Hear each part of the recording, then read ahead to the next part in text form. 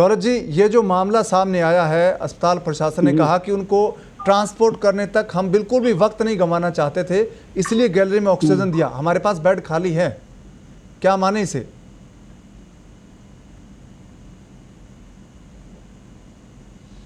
दौलत जी, क्या आप हमें सुन पा रहे हैं?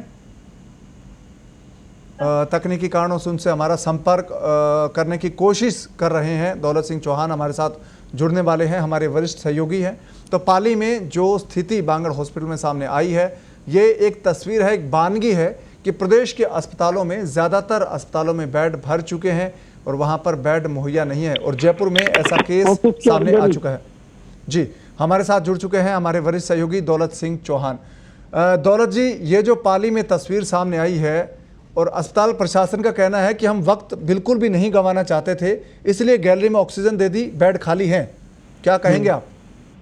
नहीं, हम तो ईश्वर से कामना करते हैं कि जो दावा किया गया है वो सही हो, क्योंकि हालात इस तरह से बिगड़ते जा रहे हैं, उसमें इस तरह की तस्वीर आना, इस तरह का विजुअल आना, वीडियो आना, अब ये अस्पताल प्रशासन का दावा है। और मैं सुन रहा था उनको, जो अधिकारी वहां से बोल रहे थे, उनका ये कहना था कि बेड की व्यवस्था हो रही थी। जी, तो बेड की व्यवस्था हो रही थी का मतलब ये हो गया कि बेड वहां पर तैयार नहीं थे। अगर उनका दावा है बेड पर्याप्त मात्रा में उपलब्ध है, तो ये पाली की जनता के लिए बहुत राहत की खबर है। लेकिन जिस तरह से आज राजस्थान की एक्टिव केसेस के मामले में स्थिति बनी हुई है, 18,000 के लगभग राजस्थान में एक्टिव केस हो चुके हैं जी, और ऐसा कोई भी जिला नहीं है जिसमें 100 से कम एक्टिव केस हो, चाहे बूंदी हो, चाहे सिरोही हो, जहां पर मतलब शुरुआत में कोरोना बिल्कुल नहीं था, वहां भी आज 100 से ज्यादा एक्टिव केस है। अब हमारा सवाल है राजस्थान सरकार से कि क्या हर जिले में 100 मरीजों के लिए जो 100 एक्टिव केस हैं, उनको यदि ये ऑक्सीजन की जरूरत पड़ती है या वेंटिलेटर की जरूरत पड़ती है, तो क्या हर जिले के हर जिला अस्पताल में या वहां पर जो इस तरह की सुविधाएं हैं कि उनको ऑक्सीजन और वेंटिलेटर पर्याप्त मात्रा में मिल सके? अगर नहीं है तो राजस्थान सरकार को सचेत हो जाना चाहिए, क्योंकि आज तो 100 की संख्या में एक्टिव केस है हर अस्पताल में।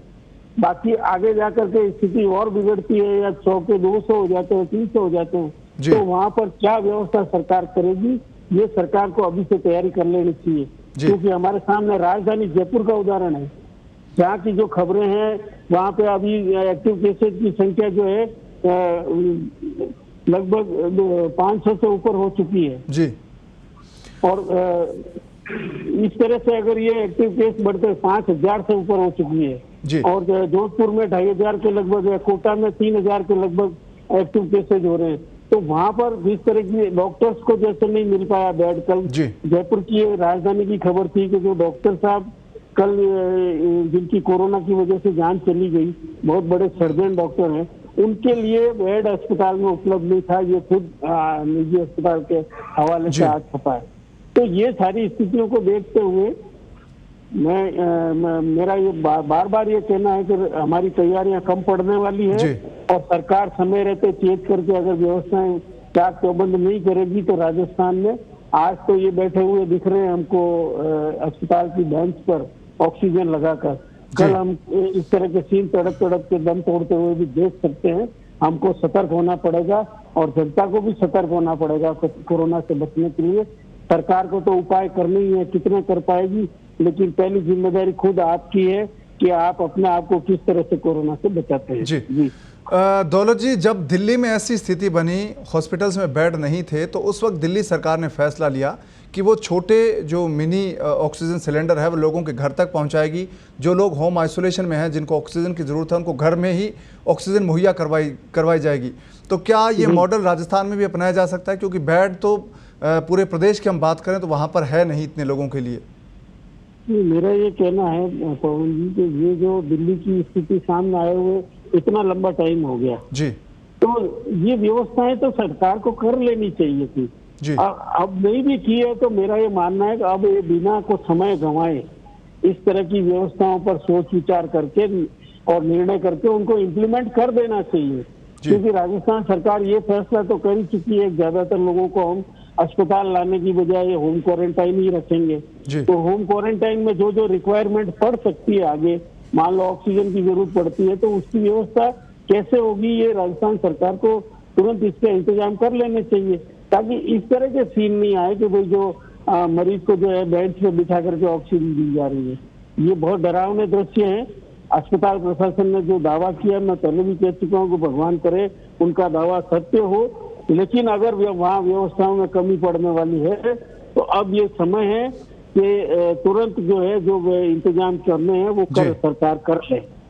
जी दौलत जी, ये तस्वीर बांगड़ से जो हॉस्पिटल है पाली का वहाँ से आई है। इसके बाद जो स्थितियाँ बनी है, आप शुरू से कोरोना वायरस जब से शुरू हुआ उससे स्थितियों को लगातार देख रहे हैं, और राजस्थान में आज 17,500 से ज़्यादा एक्टिव केस हैं इस वक्त, और जो कुल पॉजिटिव है उनकी संख्या 1,06,000-7,000 से ज़्यादा हो गई है।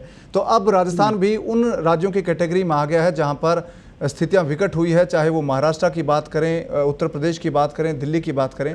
तो क्या आपको लगता है कि सरकार अभी भी पूरी तरह से सावचेत नहीं है?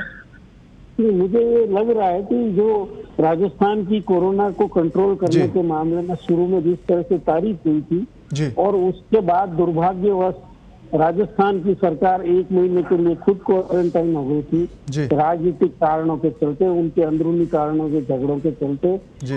उसके बाद में जो है उस पीरियड में जिस तरह से कोरोना बढ़ना शुरू हुआ था, तो हमारी उस समय ये मांग थी सरकार तुरंत जो है होटल से बाहर आकर के और व्यवस्थाएं अपने हाथ में ले।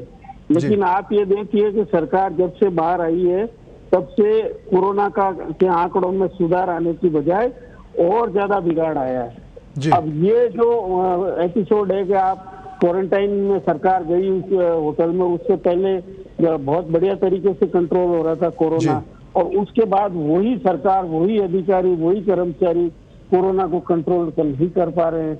ये इनका दावा है कि हम जांचें ज्यादा कर रहे हैं इसलिए मामले ज्यादा आ रहे हैं।